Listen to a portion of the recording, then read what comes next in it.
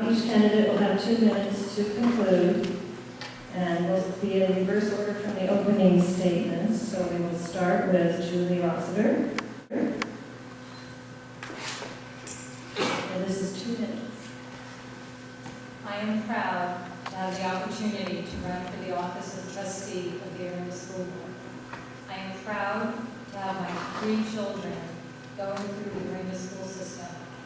I am proud of the work I have done on behalf of the schools as legislative representative, as annual fund treasurer, as co-chair of Bill Ray's silent auction, as co-chair of its parents' party, and most of all, as a classroom volunteer.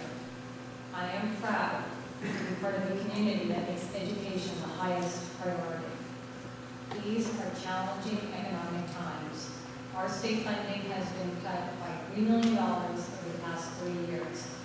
But for the local support for our schools through EFO, parents' clubs, and parcel taxes, we would be one of the worst funded elementary school districts in the state.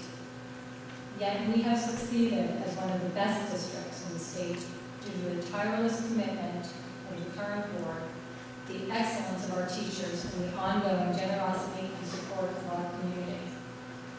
One thing I know for sure, the challenges facing this next board will be daunting. The board members you select need to be up to the challenge. I want to roll up my sleeves and do the hard work it's going to take to make sure our district continues as one of the best in the state. I want to figure out solutions to our budget problems, solutions that are supported by teachers, parents, and the community. I want to work to make sure our curriculum is completely up to date and that our programs are the best they can be. I want to use my skills as an attorney and my experience as a school volunteer to make sure we continue the standard of excellence in our schools. I would be honored to be given the opportunity to serve our community as an Orinda School Board trustee. Thank you.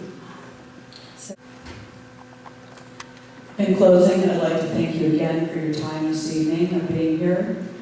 I want to tell you that I feel that I would make a great school board member due to my experience, my knowledge, and my skills. My priorities, just to elaborate on communication and collaboration, my professional experience is in environmental planning, and that type of work would allow me to, or give me the insight to help facilitate more public involvement, community involvement in our budget process, as well as strategic goals, etc. And that is a priority for me.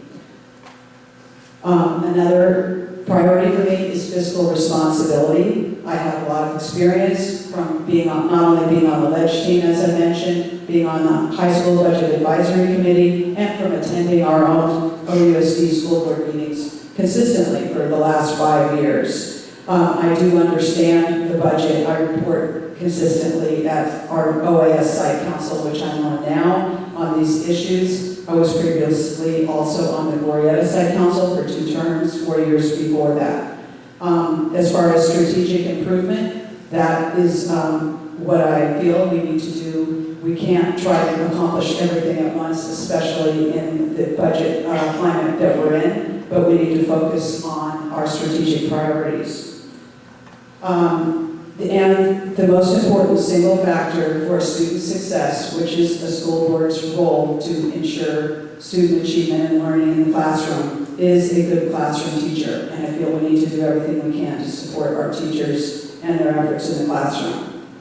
As a school board member, a key priority of mine is to continue focusing on learning and achievement for our kids. And that's what we're here for. I feel that my experience, knowledge, and ability to work together in an open, collaborative way would make me effective. I appreciate your support on November 2nd. Lady Van Doris Gilbert. You know, it may not shock anyone in this room to know that I was not endorsed by the current school board. And, you know, I decided to run kind of to offer a change and just a different voice to maybe infuse a little bit more debate into the way the board functions and operates. again, I think we have to applaud all those people who have spent many years and many hours doing the hard work of being on the board and dealing with tough issues. But again, I do think it's time for a new type of leadership in a new era, and I think that I can provide that. If you have questions, one of the things that I want to make very clear to everybody in this room and everyone I've spoken to is I am a big communicator. I think that two-way communication is absolutely necessary. We live in a community with brilliant people who have fabulous ideas, and to close the door and not let those things come in and help support the district is a shame. So if I were to be on the board, I would definitely want to see a real increase in communication, transparency, so I previously outlined, real steps towards further fiscal integrity, and finally, which we really didn't have a chance to talk to too much tonight, about new directions for curriculum and development of technology and student skills that will lead our students to be leaders in the 21st century. Thank you. Tyson Crumholz?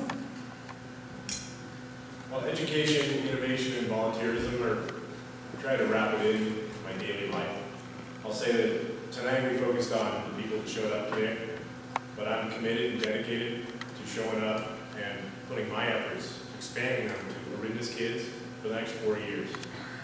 The way I think about it, I'm committed to these schools. My siblings went K through 12, Sleepy Hollow, Marijuana. My niece and nephews did the same. My wife and mother taught combined 17 years in math and science at OIS. I now have a kindergartner and a third grader at Wagner, and they love school. So I'm in it for the long haul. The way I look at it too is that I offer, as a senior project manager with WebCorp and a civil engineer, there's some things that I bring to the table, especially one thing wasn't mentioned today, it's a big hit, is there is a bond at some point for this town. For what's quoted last time around $70 million worth of improvements to our 50-plus-year-old schools. That's a big thing to choke aside from the parcel tax. And then to manage that effectively, you need a lot of expertise. So I look forward to that, wrestling through that the next 4 years, and at least getting it on the table and bringing it, because it hasn't been talked about, it seems to me, for 10 years or so. The other important thing is this Pulte deal. Now, we're going to deal with whatever we inherit there.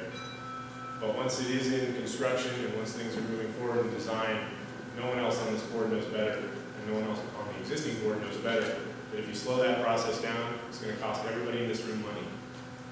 We know, I'm not going to stand by and have that happen. The kids are ultimately the clients, so we'd be basically taking their money. In closing, I want to say that I truly appreciate the opportunity with this, and I'm excited about it. I'm looking forward to collaboration, listening, and one message that I truly believe is that Orinda's kids, our children, they're really our message to the future. Thank you.